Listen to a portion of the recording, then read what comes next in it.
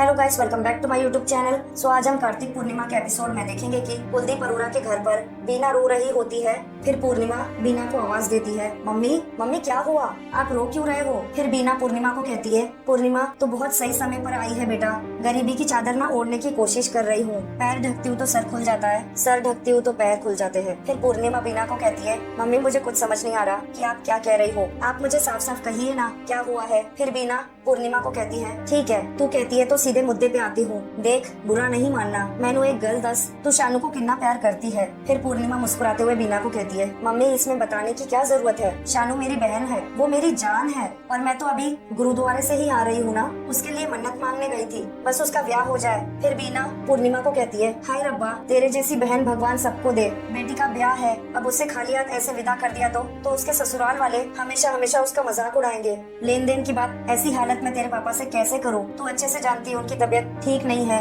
उन्हें कुछ हो गया तो। फिर पूर्णिमा बीना को कहती है, नहीं नहीं मम्मी लेन देन की कैसी बात, और पापा जी को ये सब बताने की कोई जरूरत नहीं है, और डॉक्टर ने साफ साफ कहा है कि उन्हें कोई भी टेंशन नहीं दे सकते, मम्मी आप मुझे बताइए। फिर बीना पूर्णिमा को कहती है, मैं जानती हूँ ये घर तेरे माँ की निशानी है, मैं तुझे इससे अलग नहीं कर सकती, पर अभी कोई दूसरा रास्ता नहीं है मेरे पास। अभी के लिए अगर ये घर गिरवी रख दे, एक बार शानू का ब्याह हो जाए, तेरे पापा की तबीयत ठीक हो जाए ना, जैसे ही पैसे आएंगे छुड़ा लेंगे हम। फिर पूर्णिमा बीना को कहती है, नहीं मम्मी नहीं, मम्मी मम्मी आप क्या बोल रही है, ये घर हम गिरवी नहीं रख सकते, और पापा जी को पता चल जाएगा तो वो बहुत नाराज होंगे, और वैसे भी उनकी मर्जी के बिना हम इतना बड़ा फैसला नहीं ले सकते। फिर नानी माँ बीना को कहती है, देखा बीना पुत्र, मैंने तुझे कहा था ना कि सगी और सौतेली में हमेशा फर्क ही होता है, पर तू मान ही नहीं रही थी। ये घर पूर्णिमा की सगी माँ का है, और शानू पुत्र थोड़ी ना उसकी सगी बहन है, और सौतेली बहन के लिए कोई थोड़ी ना घर गिरवी रखता है। नानी माँ पूर्णिमा को कहती है, कोई बात नहीं पुत्र, तेरे दिमाग में तेरे मर्जी में जो आए ना वो ही करना,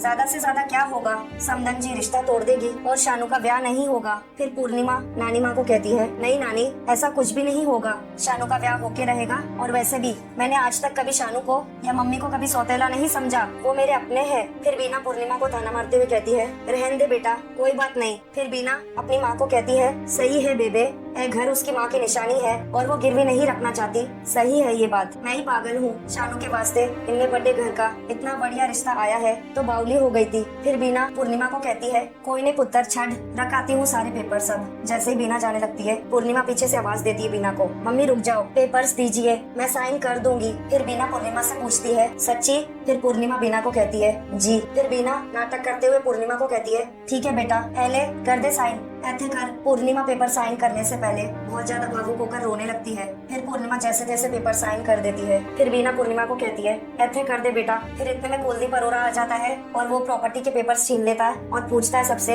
ये क्या हो रहा है भाई। फिर कुलदीप अरोरा सारे पेपर्स देखने लगता है। फिर कुलदीप अरोरा कहता है, घर गिरवी रखने के कागजात। फिर कुलदीप गुस्से से पूर्णिमा को पूछता है, और तूने साइन कर भी दिए। फिर कुलदीप गुस्से से बीना को पूछता है, ये कैसे पेपर साइन करवा रही है तू इससे, एक बेटी की खुशियों के लिए तू दूसरी बेटी की खुशियाँ लूट रही है। फिर पूर्णिमा कुलदीप को झूठ बोलते हुए कहती है, नहीं पापा जी वैसा कुछ नहीं है। फिर कुलदीप गुस्से से पूर्णिमा को कहता है, तू चुप कर। फिर नानी माँ कुलदीप को कहती है, पुत्र एक बारी गल तो तू सुन ले। फिर कुलदीप गुस्से से कहता है, बेटी को एक बार पराए घर भेज दो ना, तो फिर उसके घर जाके आग नहीं लगाई जाती, ये हमारे घर का मामला है, हम आपस में निपट लेंगे, आपसे हाथ जोड़ के विनती है आप चुप रहो जी। फिर कुलदीप गुस्से से बीना को कहता है, पर मैं पूर्णिमा का हक किसी को छीनने नहीं दूंगा, वो मेरे जीते जी तू कभी इसको घर से बाहर निकाल देती है, कभी इसकी प्रॉपर्टी को बेचने का जुगाड़ करती है, मेरे मरने के बाद क्या करेगी तू। फिर बीना गुस्से से कुलदीप को कहती है, बस भी करो जी, कुछ भी बोले जा रहे हो, मुझे गिरवी रखने की बात कर रहे थे, बेच थोड़ी ना रहे थे, अब उन्होंने डिमांड ही ऐसी की तो क्या करे, और वैसे भी एक बेटी के ब्याह के वास्ते दूसरी बेटी से मदद ली तो क्या हुआ, ओ जी इतने बड़े घर से रिश्ता जुड़ने जा रहा है शानू का,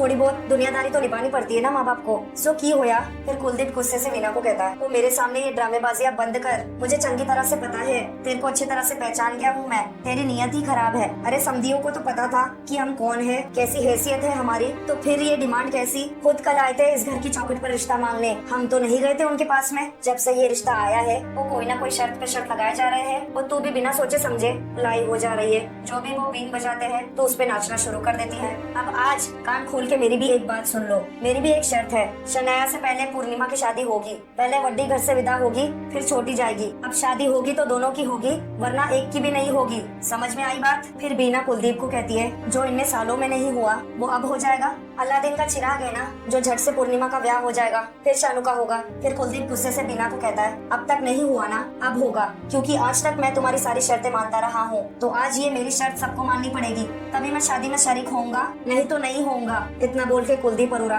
प्रॉपर्टी के पेपर्स अपने साथ ले जाता है। फिर बीना ड्रामा करते हुए कहती है, ठीक है, बेटी पैदा की ना मैंने, पता नहीं कौन सी घड़ी में मैंने इनके लिए हाँ कर दिया था, मैंने जिसके वास्ते सब कुछ छोड़ छाड़ के आई, लेकिन नहीं, अब तो ऐसा लगने लगा है ना कि सारी जिम्मेदारी शानू की तरफ मेरी है, किसी को कोई नहीं पड़ी। फिर कुलदीप की माँ बीना को कहती है, ये क्या तरीका है बीना, जब देखो बात बात में तू शनाया और पूर्णिमा में फर्क करने लगती है। फिर बीना गुस्से से अपनी सास को कहती है, खाली मैं फर्क करती हूँ बीजी, फर्क तो आप लोग करते हो। जिस बेटी का घर बसने जा रहा है उसके सर पे हाथ नहीं रखना है, उसके लिए शर्तें लगाई जा रही है। एक गल दसो मैनू तुसी बीजी, ये रिश्ता ढूंढने के वास्ते मैं गई, ये शर्तें मैंने रखी है, चले गए ना आपके बेटे इतना बड़ा ऐलान करके। पहले पूर्णिमा का ब्याह होगा, फिर शानू का ब्याह होगा। फिर नानी वीना को कहती है, तो क्या गलत कह दिया दामाद जी ने, अरे बड़ी बेटी कवारी होते हुए छोटी की शादी कैसे कर सकते हैं। मैं कहती हूँ दामाद जी जैसा चाहते हैं ना वैसा ही होगा, शानू से पहले पूर्णिमा का ब्याह करके रहेंगे। फिर बीना अपनी माँ से पूछती है, बेबे तुसी ठीक हो। फिर बीना की माँ गुस्से से बीना को कहती है, अरे अक्ल का पानी पिला रही हूँ मैं तुझे,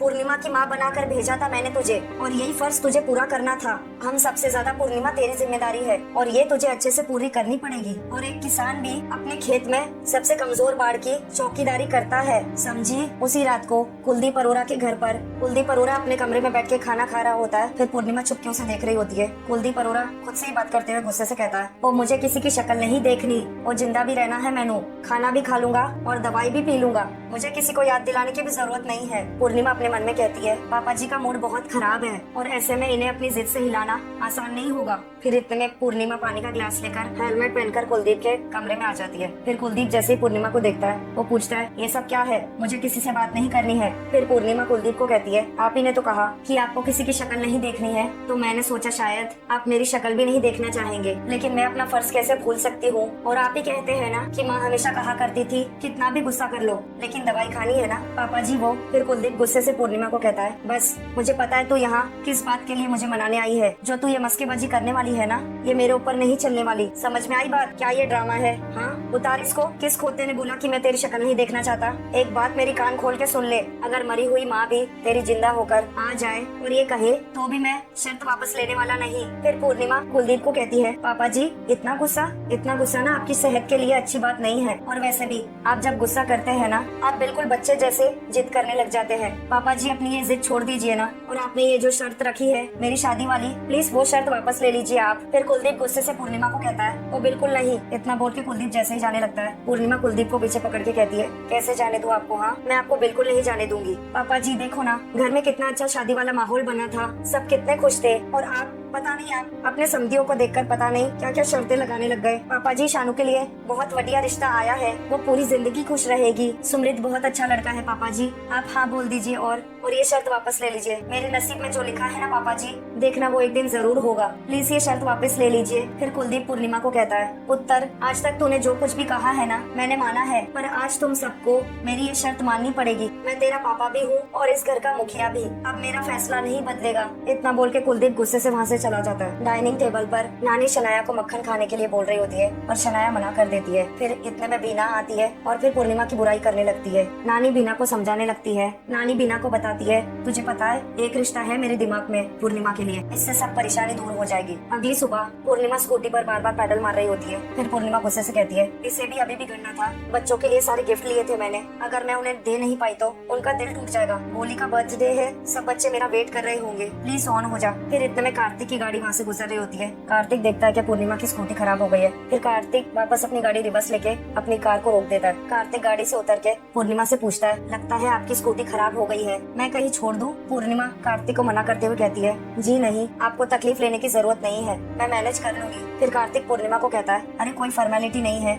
आपके पास इतना सामान है, आइए मैं आपको छोड़ देता हूँ। फिर पूर्णिमा गुस्से से कार्तिक को कहती है, कार्तिक जी कोई बात नहीं। फिर कार्तिक पूर्णिमा को कहता है, अरे स्कूटी साइड में लगी है, कोई प्रॉब्लम नहीं होगी, वापस आके ठीक करा दीजिएगा, आइए। फिर पूर्णिमा कहती है, पर कार्तिक पूर्णिमा का सारा सामान गाड़ी के अंदर डाल देता है। फिर कार्तिक पूर्णिमा को कहता है, आइए ना प्लीज, कोई प्रॉब्लम नहीं है, आइए आइए, मैं आपको वापस भी छोड़ दूंगा, ये लीजिए। फिर पूर्णिमा अपने मन में सोने की बात को याद करने लगती है। फिर पूर्णिमा कहती है, बहुत लेट हो गई हूँ, बेचारा गोली मेरे लिए इंतजार कर रहा होगा। फिर कार्तिक कहता है, गोली? फिर पूर्णिमा कार्तिक को बताती है मुस्कुराते हुए, गोली मेरे क्लास में एक बच्चा है ना, उसका नाम है, आज उसका बर्थडे है और इसीलिए तो ये सामान भी लेकर जा रही हूँ उसके बर्थडे पार्टी के लिए। फिर कार्तिक पूर्णिमा से पूछता है, तुम्हें अपने क्लास के हर बच्चे का बर्थडे याद रहता है? फिर पूर्णिमा कार्तिक को कहती है, तेज के मामले में मेरी याददाश्त बहुत तेज है और मेरे लिए मेरे सारे बच्चे बहुत स्पेशल है। उनके माँ बाप इतने काबिल नहीं है कि उनकी पढ़ाई उठाने का खर्चा उठा सके, 2 वक्त की रोटी दे दे, यही उनके लिए बहुत बड़ी बात है। इसीलिए उन्हें पढ़ाने का जिम्मा मैंने उठाया है ताकि बड़े होकर वो अपने परिवार का उनकी तरीके से ध्यान रख पाए,